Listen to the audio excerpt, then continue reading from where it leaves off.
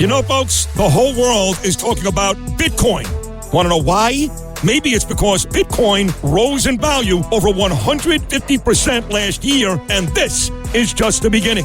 Bitcoin is online investing that anyone can do. Visit bitcoinuniversity.org today. Take a master class. Download the Book of Bitcoin and take your investment portfolio to the next level. Visit bitcoinuniversity.org and discover all that a Bitcoin can do for you. That's bitcoinuniversity.org, bitcoinuniversity.org. You're commuting home with Gaetz and Cosby. Now, here's John Catsimatidis and Rita Cosby on 77 WABC. And joining us now, we have Andy McCarthy, who has a different opinion about Matt Gaetz. Andy, we just have a few minutes real quick. Well, I'm just a resident rhino squish, I guess. All right, so rhino squish, Andy, go ahead. Yeah, the reason that we have a Senate confirmation process is the president can fire anyone he wants, but to hire someone, they have to demonstrate to the Senate that they are fit for the position. And there's about 1 million lawyers who would be lawfully loyal to Trump and do a fine job at the Justice Department that he could pick. And he picked somebody who was utterly unfit for the position. I'm with Andy. Andy, let me ask you a question, which I don't know the answer to. So there's all this noise about having a recess appointment. So let's go on the hypothetical that they make a recess appointment of Matt Gaetz. How long does that last? It says the Constitution says through the session, which would be the end of the calendar year. Am I correct? Well, no, it would be, well, if they were able to pull this off, which they won't be able to, right. It would be the end of the upcoming session, which would be the one that starts in January. Right, but that session is a whole year, because every Congress has 2 sessions. Yes, right. So that's exactly right. He would have the position until the end of the year. But the thing is, I don't think the president can force the Senate to go out of session, and they have easy ways of staying in session. So I just don't. You have one guy standing there in the Senate chamber. Yeah, right. They do this all the time. But the thing is, you know, we got 53 Republican senators, and they've really lowered the amount of time that the opposition can delay confirmation. So we should be able to assembly line confirm people who are suitable. I'm not saying that every person's got to be the Babe Ruth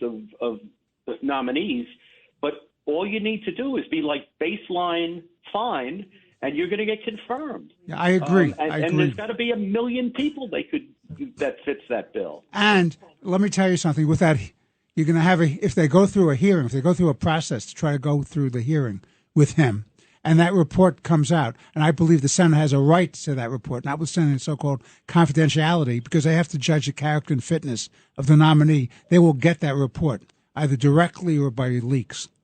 Yeah, I think that by doing it the way they've done it, they've made it, Gaetz has made it such that this report will now get more intensive scrutiny than it might otherwise have gotten. I agree with that. I agreed. And you know what's interesting, Andy? So let me ask you, is there a scenario that because it's this recess appointment, and let's do the acting position. Like I think of the prior AG, Matt Whitaker, who's been here on the show with us. Matt Whitaker was acting AG. Different scenario, obviously. Certainly a guy with a great background and all this other stuff. But is there a scenario where Matt Gaetz could stay? Somehow it comes in. It stays for that one. He could stay as acting AG until they go through this, even if he doesn't, the nomination process, even if he gets shot down in the nomination process down the road a few months later, but he would still be acting AG for X months or X weeks. Yeah, Rita, it's been a while since I looked at the statute, but my recollection is that you have to be in the executive branch at the time that the vacancy opens. So, for example, Matt Whitaker, I can't remember, was he the U.S. attorney for Iowa, or he's maybe the chief of staff for Sessions, but he was in the Justice Department, so it was no problem to move him in as an acting. I don't think you can take somebody from the outside or from another branch of government and bring him in as an acting. Yeah, I do. Yeah, it's an interesting point. What do you think, Judge Weinberg? What are your thoughts? I think the best thing they could do is withdraw this nomination. That's what I think. It's for the good of the Republican Party, good for the American people. Governor, is that the fourth time you're going to agree with me? Yes. Oh, okay. Listen. You know, they gave me if I have Andy McCarthy and Governor Patterson with me, that's great. Thank you. Yeah. Well, I'm sure one of us will get it, right, Governor? Yes. Look, if you put aside all the problems of getting the appointment, the release of report, and all that, you need someone who is really tough to go in there, and the Justice Department deserves to be really cleaned up for what they did with lawfare. It is introducing into our presidential process a new factor that will continue unless there is real punishment on the people in the Department of Justice who actually did it and wanted to do it and jumped on board in doing all the cases that were really came out of the White House and through the Justice Department to whether it was in Georgia or whether it was in New York or whether it was the two Jack Smith cases. I couldn't agree more that I think what has everybody in the country who's sensible angry is that we've forgotten how to hold people accountable and fire people who abuse their power. No one, for example, got fired after the Afghanistan debacle, which may be the worst thing that happened during the Biden-Harris administration. But you're right. And even in the FBI, where they pushed out a lot of the people who were involved in Russiagate, they did it quietly because they're always worried about embarrassing the Bureau. I think you got to make an example of people when they abuse their power. No, Andy, I agree. thank you. No, very, one more very thing, much. just quickly. I mean, we $85 billion worth of equipment we gave out in Afghanistan. Not even one 3-star, not even one 4-star general was held accountable.